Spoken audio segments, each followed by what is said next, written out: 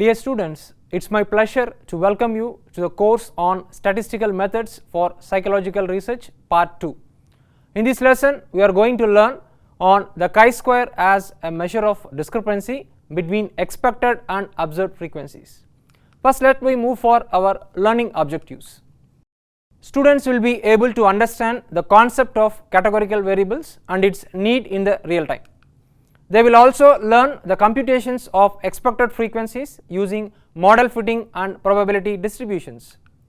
They will also able to analyze the data using chi-square test and also able to apply for a suitable statistical data.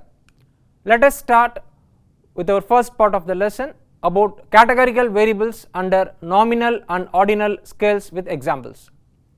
Categorical variables.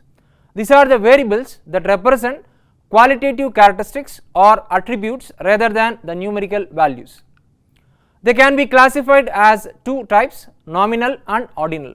So, as you can understand that qualitative characteristics, which means that a quality of a person or quality of a nature can be represented. Now, coming to these types, nominal scale. So, it represents categories or groups without any inherent order of ranking, The values of a nominal variable are simply labels or names that distinguish different categories. That is, you are not going to specify any peculiar order for this category. You can see some examples: gender, male and female. Similarly, in a marital status, you can go with a single, married, divorced. In eye color, you can go with an examples as blue, brown, green. In all these three examples, you are not specified with your order. That is, the first should be the male or second should be the female. You are not specifying any peculiar order. You can move on with any type. That is what you are calling it as your nominal scale. In the same format, coming to the ordinal scale, which reverses that you should be follow an order, that it represents categories that have a specific order or rank. While the categories have a relative position, the differences between the categories may not be equal or meaningful. So, here you need to specify a peculiar order and you need to go for the ordinal scale here. Let us go for some examples here. Educational attainment, as you know that educational attainment will comes over with a peculiar order, that is high school, then bachelor's, then master's, then PhD. You cannot change the order, it has to be specified in the same order, where you can see the example in applying any type of jobs. So, they will be questioning in a reversed order, that is PhD, master's, bachelor's, high school, or they may be in an ascending order, high school, bachelor's, master's and PhD.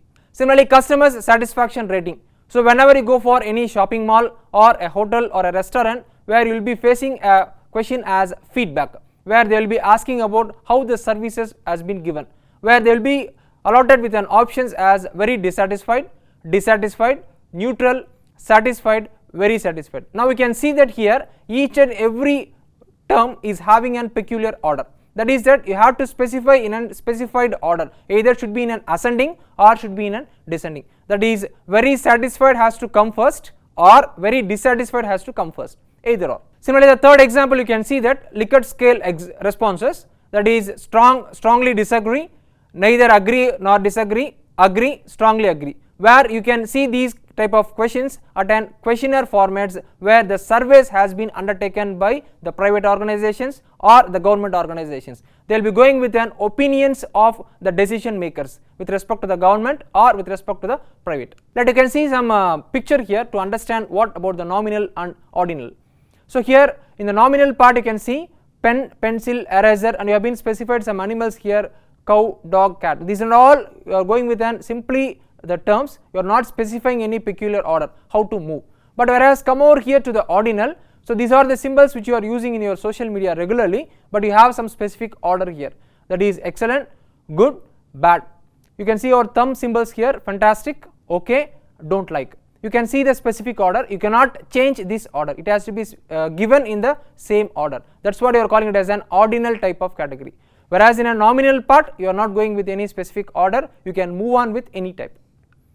In both nominal and ordinal scales, the variables have discrete categories, but distinction lies in the absence or presence of order or rank among the categories. You can also see one more example here, the habit of smoking. the habit of drinking, you can say that present or absent, that is whether the person is having the habit of smoking or the person is having the habit of drinking or he is not having, that is you can see that presence and absence where you cannot measure, that is what you are specifying as an qualitative. Similarly, you can also see over angry or you can also see over hungry, those and all cannot be measured where you can see it as in a presence. It is important to note that while categorical variables can often be represented by numbers like 1, 2, 3 to represent different categories, the numerical values themselves do not hold any numerical meaning in terms of magnitude or distance between the categories.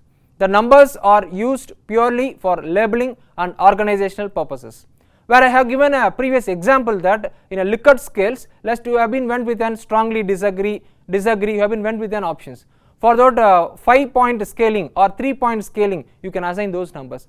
Or I can give you a simple example that in your classworks or in your office you may be facing regular situations that giving a feedback to a teacher or giving a feedback to your employee, you may be chosen. That is, while going towards that feedback, you may be given with a list that excellent, very good, good, average, bad, where you can give a numbers as 5, 4, 3, 2, 1, that you can give it as a ranking. It not mean that the 5 will have an more weightage, 1 will have an less weightage, you are being assigning a numbers towards them. When analyzing the data with categorical variables, appropriate statistical techniques for categorical data such as chi-square test should be used to draw meaningful conclusions. As we have been discussing on the chi-square test, in a qualitative fashion you can apply those chi-square test and you can obtain the results relevant towards it.